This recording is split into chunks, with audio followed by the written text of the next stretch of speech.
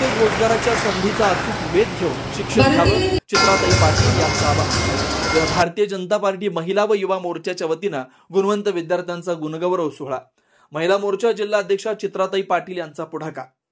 सत्कार व सन्मानानं प्रेरणा मिळते व प्रेरणेतून राष्ट्र घडतं या उदात्त हेतूनं देशाचे आदर्श व गुणवंत पिढी घडवण्यासाठी भारतीय जनता पार्टी आणि भारतीय जनता युवक मोर्चा यांच्या वतीनं पेझारी येथे अलिबाग तालुक्यातील इयत्ता 10वी 12वी व शिष्यवृत्ती विद्यार्थ्यांचा गुणगौरव सोहळा उत्साही वातावरणात आज पार पडला। या गुणगौरव सोहळ्यात विद्यार्थी व पालकांचा उत्स्फूर्त सहभाग राहिला।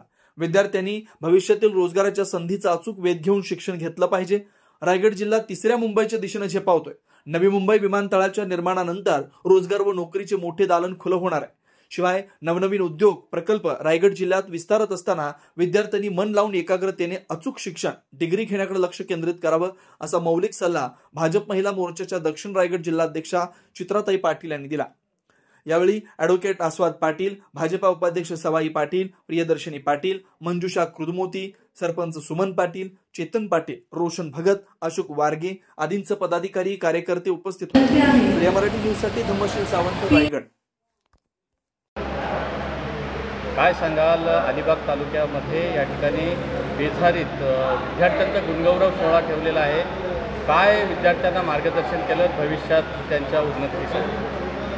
आज भारतीय जनता पार्टी आणि महिला मोर्चा युवा मोर्चातर्फे आम्ही 10वी 12वीच्या ज्या ग्रामीण भागातील टॉप आलेली जी मुलं होती त्यांचा गुणगौरव सोहळा ठेवलेला। एकंदरीत ग्रामीण भागातील मुलांना करिअर गायडन्ससुद्धा गरजेचं असतं, जेणेकरून फक्त गुणगौरव सोहळा म्हणजे त्यांनी जे 10वी 12वीमध्ये जे काही यश मिळवलेलं आहे त्याचा सन्मान नव्हता, तर पुढची जी त्यांची आयुष्याची वाटचाल आहे त्याच्यासाठी येणारी तिसरी मुंबई आणि आंतरराष्ट्रीय विमानतळ ह्याच्यासाठी त्यांना कुठल्या प्रकारचं शिक्षण गरजेचं आहे, येणाऱ्या इंडस्ट्रीसाठी, उद्या येणाऱ्या कॉर्पोरेटसाठी त्यांना कुठल्या प्रकारच्या सर्व्हिसेससाठी त्यांचं कुठलं शिक्षण गरजेचं आहे ह्याची चर्चा होणंसुद्धा गरजेचं होतं।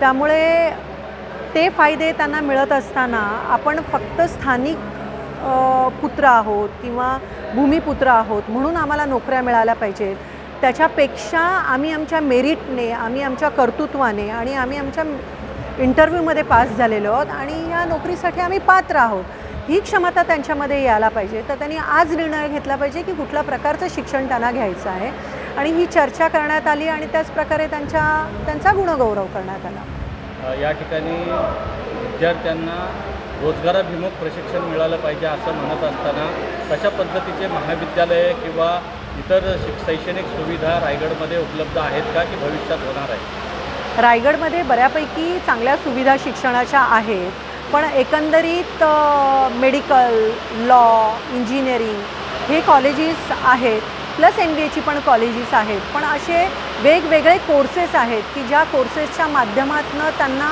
ते प्रशिक्षण मिळणं गरजेचं आहे की येणाऱ्या भविष्यकाळामध्ये जी डेव्हलपमेंट आहे, जे कॉर्पोरेट्स आहेत, ज्या इंडस्ट्री आहेत, तर त्यांना वेगवेगळ्या अनुषंगिक जे कोर्सेस असतात तर ते कोर्सेस येणं गरजेचं आहे, जेणेकरून त्यांची गुणवत्ता वाढेल आणि जेणेकरून शहरी कॉम्पिटिशनमध्ये ते टिकणं गरजेचं आहे, तो आत्मविश्वास त्यांच्यामध्ये असणं गरजेचं आहे। तर तशा प्रकारचे इन्स्टिट्यूट्स येणं गरजेचं आहे।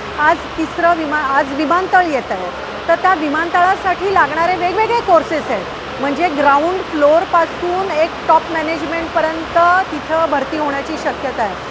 मग ते कोर्सेस आपल्याकडे मिळत आहेत का? तर ते खूप थोड्या प्रकारे मिळत आहेत किंवा त्यांच्या प्राइजेस खूप फीसच्या हायर लेवलला आहे, तर ते अतिशय इझिली आणि अवेलेबिलिटीमध्ये येणं गरजेचं आहे।